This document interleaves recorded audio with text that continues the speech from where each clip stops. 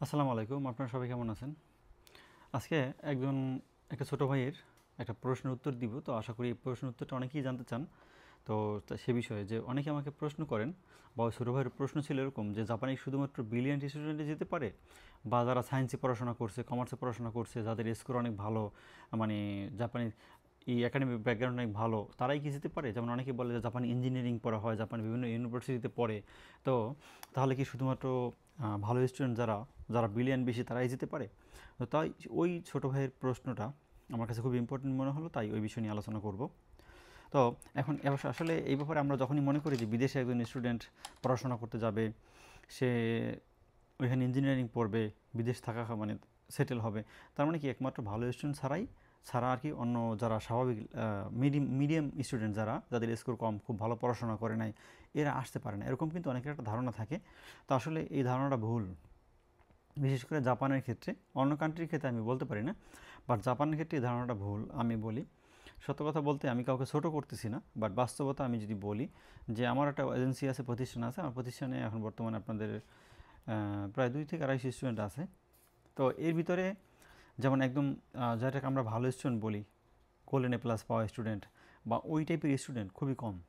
বলতে গেলে এই টাইপের স্টুডেন্ট খুবই কম। ম্যাক্সিমাম স্টুডেন্ট হলো মিডিয়াম লেভেলের স্টুডেন্ট, ভালো আছে আলহামদুলিল্লাহ, কিছু আছে, বাট মিডিয়াম লেভেলের। এখন জাপানে তো আসার জন্য গোল্ডেন এ প্লাস স্টুডেন্ট বা সায়েন্সের স্টুডেন্ট এরকম কোনো বিষয়ই নাই।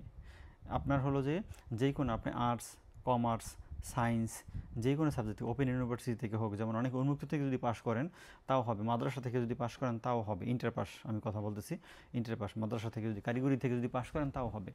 মানে হলো যে আপনার ইন্টারের সমমান যে কোনো বিষয় থেকে আপনি যদি পাশ করেন তাহলেই আপনি জাপানে আসতে পারবেন। সেই ক্ষেত্রে অনেক সময় স্কোরটা ভেরি করে, মিনিমাম 2 পয়েন্ট থাকলেই অ্যাপ্লাই করা যায়, তো আরও কম থাকলে অনেক সময় নেয়। কিন্তু অনেক ক্ষেত্রে অনেক স্কুল মনে করে, যেসব স্কুলে আপনি পড়াশোনা করবেন ইউনিভার্সিটিতে, ওরা মনে করে যে একাডেমিক ব্যাকগ্রাউন্ডের যেই স্কোর থাকে, এসএসসি এইচএসসির স্কোর যদি বেশি থাকে তাহলে মানে ওই স্টুডেন্টটা বেশি ভালো, ওই স্টুডেন্টটা বেশি পড়াশোনা করবে।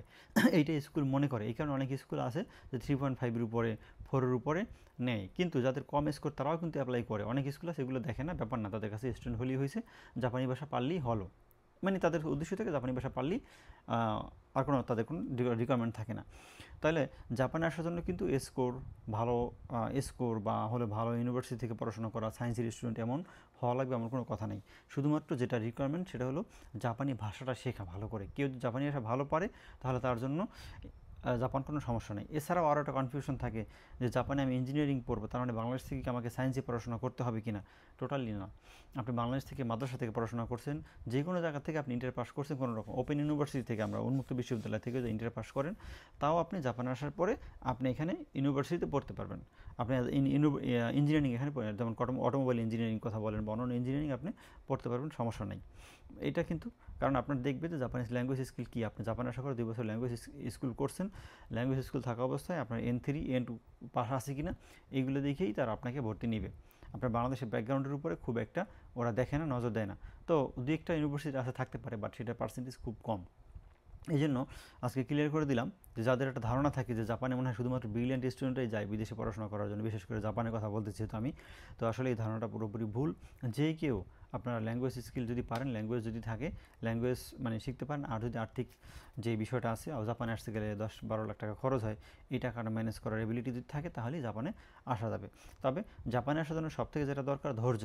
একজন স্টুডেন্টের বর্তমানে জাপানে আসতে হলে বাংলাদেশে মোটামুটি 1 বছর সময় লাগে, বাংলাদেশে 1 বছর উপরে সময় লাগে, কারণ জেএলপিটি N5 পাস করার জন্য, স্কুল সিলেকশন, টোটাল ডকুমেন্টসের জন্য 1 বছর সময় লাগে। তো সেই সময়টা নিয়ে যদি প্রস্তুতিটা নিতে পারেন তাহলে জাপান আপনার জন্য কোনো ব্যাপারই না। তো আশা করি ভালো আছেন আর ভালো থাকবেন আপনারা, আশা করি। আর এই ভিডিওটা সবার মধ্যে শেয়ার করুন যাদের কনফিউশন আছে, যাদের কনফিউশন দূর হয়ে যায় এবং জাপানে আসার সাহস পায়। আল্লাহ হাফেজ, ভালো থাকুন।